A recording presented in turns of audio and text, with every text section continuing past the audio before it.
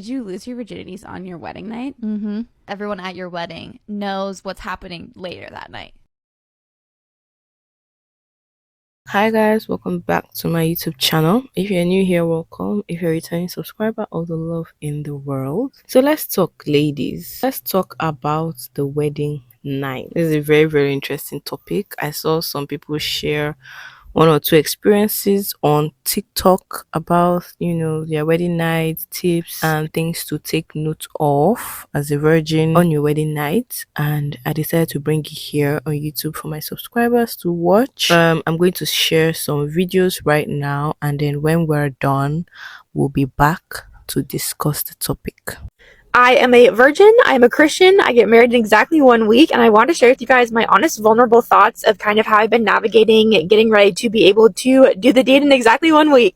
I will say that it's definitely been very interesting. It's something that you've told yourself no to for, in my case, 26 years of my life, and then all of a sudden to have it be something that you're able to do is a very interesting feeling. I think paired along with kind of knowing the experience that a lot of women have their first times, that it is painful.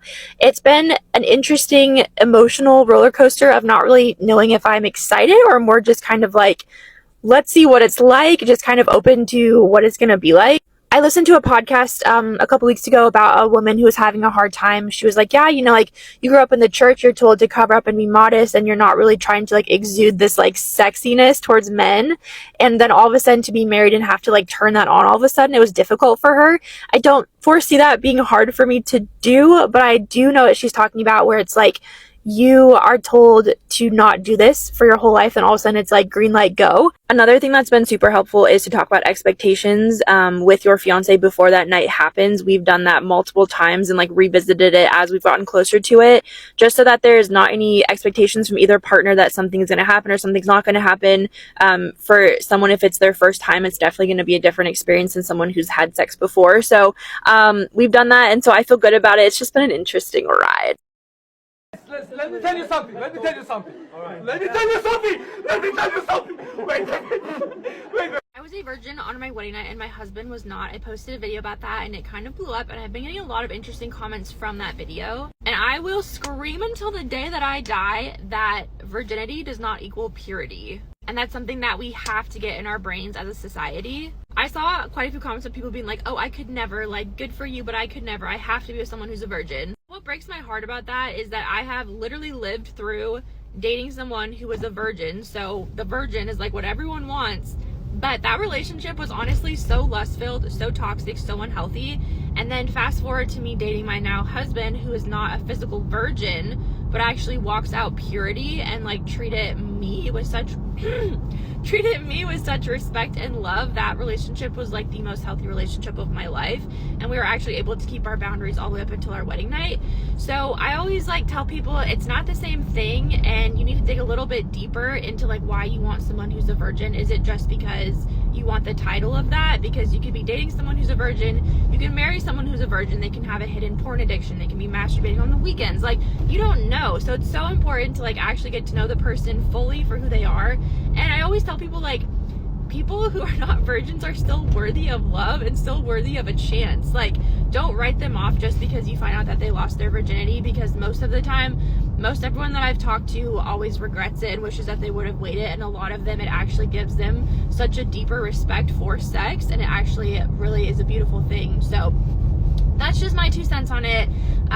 Saw some interesting comments on there that I was kind of shook by.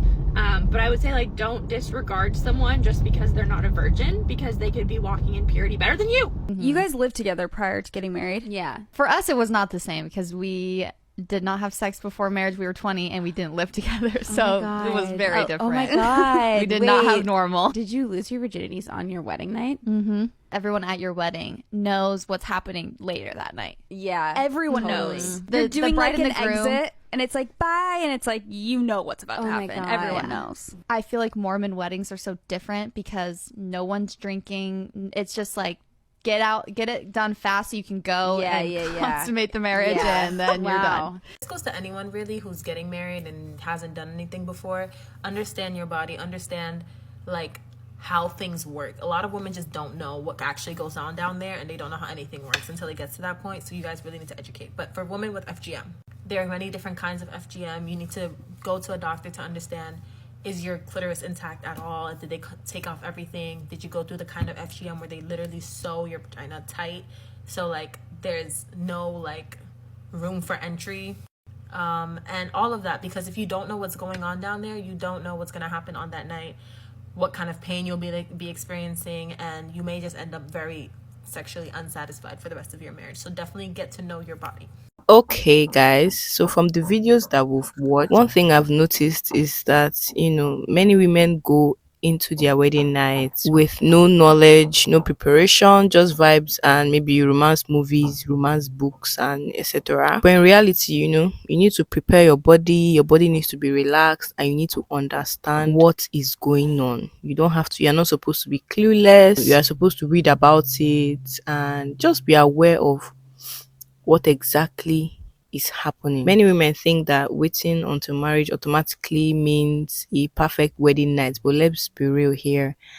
It does not, especially if you're a virgin. And let me tell you something, if you've been told all your life that, oh, this is going to be the most magical night ever because of maybe romance books, movies, and all of those things, let me just tell you, the pressure can make it nerve-wracking instead. Knowing your body, understanding intimacy, and having open conversations with your partner before the wedding night makes all the difference. So I'd like to advise women who are waiting until marriage, and I also like some of us that are watching this video to drop our comments and advice if we have in the comments below, and also share our experiences. The first one is, you have to know your body. You don't need to be sexually active before marriage, but you need to understand how your body works. Ignorance is not purity, it's just setting yourself up for confusion. The second one here is to talk to your partner. Your wedding night is not a movie, it's not Hollywood, it's not Nollywood. Discuss expectations, talk about boundaries, and make sure that you both are on the same page. The third one will be for you to, take the pressure off. If things don't go perfectly the first night, it's fine, it's okay. You have your whole life to get comfortable with each other. The fourth one, and I think you should take this seriously, is to use lube. Guys, use lube. Don't allow anybody to deceive you. Use a lot of lube.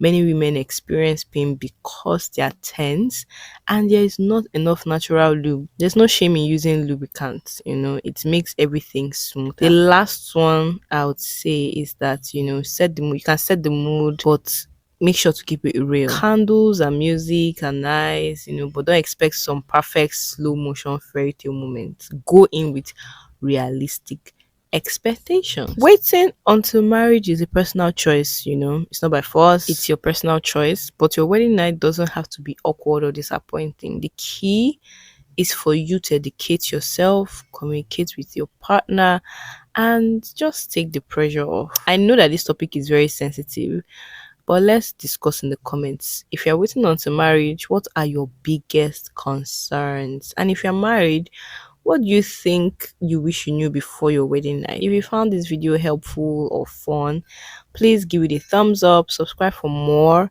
and I'll see you in my next one. Bye, guys.